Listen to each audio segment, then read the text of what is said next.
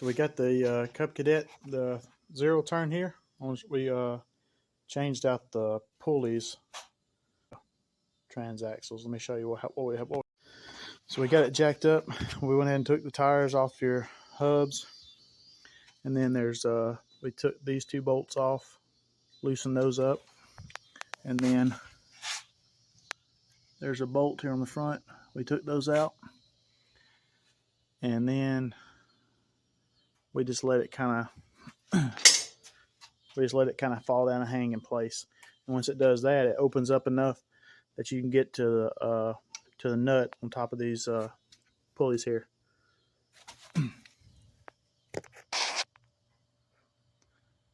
And when I put them back on, I had to hold the shaft underneath it with a pair of vice grips or a wrench and tighten everything down by hand. But whenever we removed them, we just zipped them off with the impact. Got the Harbor Freight impact, just zipped them right off. Made easy work of that. And that was all we had to take loose to get to those. Was those 6 bolts.